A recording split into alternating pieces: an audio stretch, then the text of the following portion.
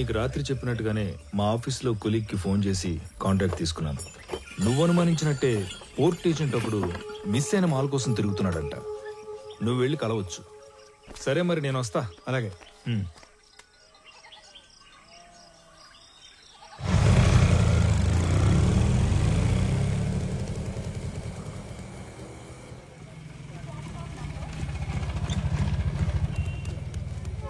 Bus stand అని చెప్పి railway station తీసుకొచ్చినావు ఏందన్నా? చిన్న పని మీద వెళ్తున్నాను రా, నువ్వు వెళ్ళు. అన్నా ఇంతకీ ఆడికి పోతున్నావు? సురేంద్ర అని నీకు తెలియదులే, అతను మిస్సింగ్ కేసు పని మీద అర్జెంట్ గా మంగళూరు వెళ్తున్నా. ఇంట్లో మాత్రం నేను హైదరాబాద్ వెళ్తానంటే చెప్పాలి, ఓకేనా? వెళ్ళు వెళ్ళు వెళ్ళు వెళ్ళు.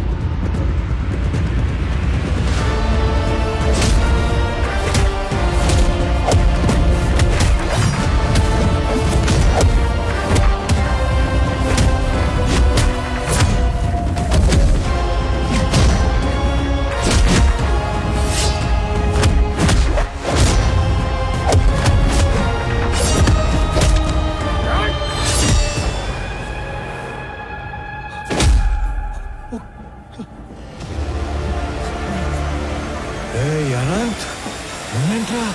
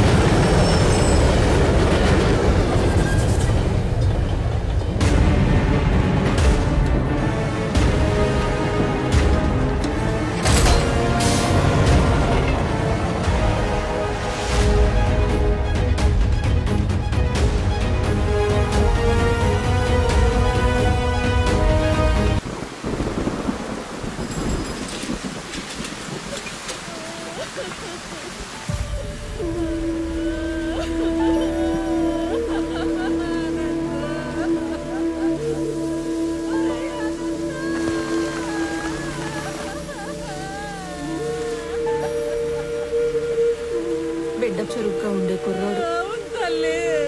అంత అయిపోయిళ్ళా? అదిగో పాడేనమ్మా, ఇంట నా బిడ్డ తీసుకుపోయినాడు. ఇదిగో ముఖం కూడా చూడడానికి లేకుండా కట్లు కట్టి తెచ్చి పట్టేసినాడు.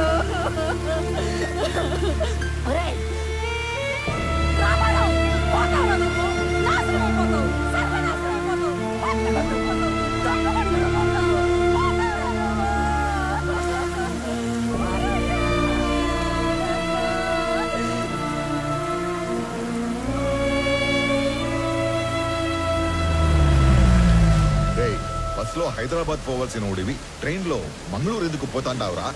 రే, మీ పిన్ని శాపనాకాలు మన కుటుంబానికి తగిలేట్టు ఉండాయిరా. ఈ కందరకోణంలో నా గుండె ఆగిపోయేట్టు ఉందిరా.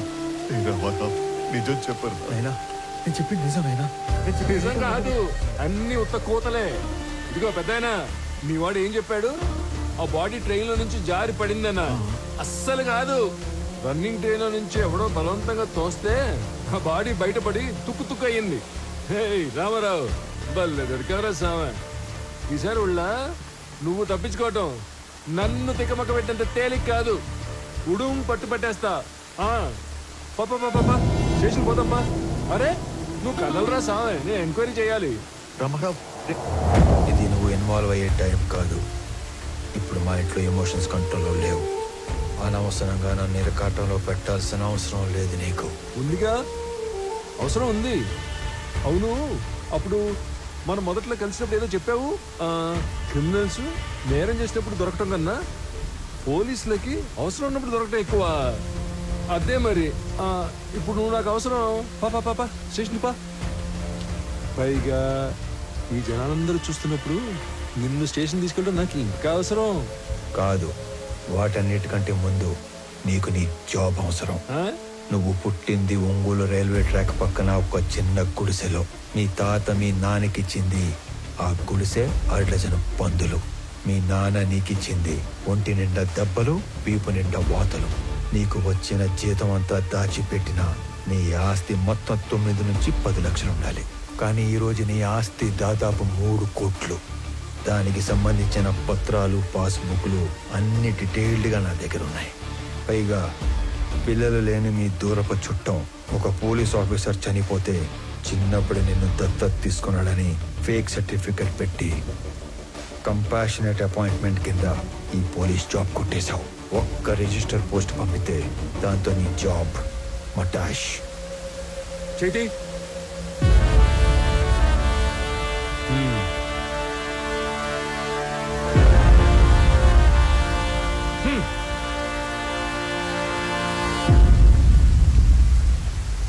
ఏందిరా, ఆ పోలీసు ఎంత బలంగా వచ్చినాడో అంతే భయంతో పోయినాడు. ఏం చెప్పి భయపెట్టినావురా? అసలు ఏం చేస్తున్నావు నువ్వు? అనంత వాళ్ళు ఈ మధ్య ఆస్తులు ఏమైనా కొన్నారా? ఎక్కువ డబ్బు వాళ్ళ చేతులు మారడం ఏమైనా చూసావా? నేనేం అడుగుతాంటాను, నువ్వేం అడుగుతాంటావు?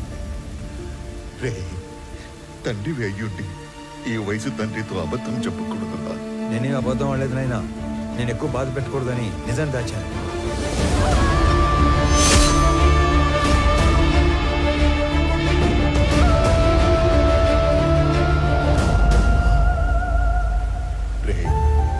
నీకు ఇంత కట్టుకదా అల్లాల్సిన అవసరం ఏమీ లేదు. నా కళ్ళ ముందే పెరిగిన అనంతు అడ్డంటోడు కాదు. ఈ రెండింటిలో ఏదో ఒకటి అబద్ధం. కానీ నమ్మటానికి మనసు ఒప్పుకోవడం లేదు. పరాయ వాళ్ళు తప్పు చేస్తే ఒప్పుకోవటం, మన వాళ్ళు తప్పు చేస్తే ఒప్పుకోకపోవటం హిపోక్రసీ నాయనా. నాయనా, నీకు దండం పెడతాను. నాకు నీ అంత పరిజ్ఞానం లేదు. కానీ మమ్మల్ని ఏమాత్రం నెమ్మదిగా బతకనియాలని ఉన్నా ఆ మాలిని సమస్యని దయచేసి ఇక్కడితో వదిలేరా.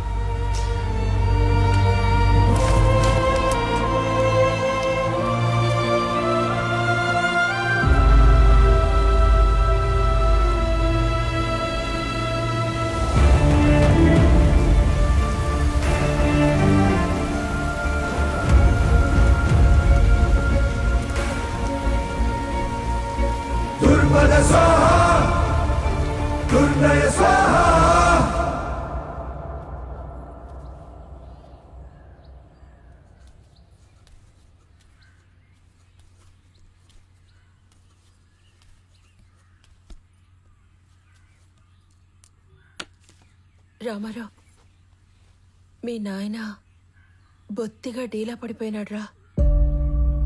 ఎక్కడ కూర్చుంటే ఆడ్నే ఏదో ఆలోచనలోకి పోతుండాడు. ఆయన ఒక్కడే కాదు, ఈ పిచ్చి పిల్ల కూడా. నీకేమీ చెప్పలేక, చెప్పకుండా ఉండలేక అక్కడ అమ్మా నాన్నల దగ్గర ఏడుస్తా, ఏడకొచ్చి నవ్వుతూ తిరగలేక సతమతమైపోతా ఉండదు పాపం. నువ్వే ఏదో ఒకటి చేసి మమ్మల్ని మామూలు మనుషుల్ని చెయ్యాలరా. మహాలక్ష్మి, సమస్య తేలిగ్గా ఉన్నప్పుడు నెత్తిన పెట్టుకోవటం, అది కొంచెం పెద్దదైనప్పుడు వదిలేయటం నాకు చేత కాదు. పోతా పోతా అనంత ఎన్నో ప్రశ్నలు వదిలిపెట్టిపోయినాడు. వాటన్నిటికీ సమాధానం వెతకాలిగా మహాలక్ష్మి.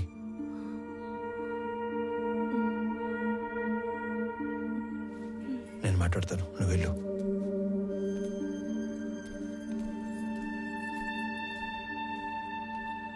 నందిని,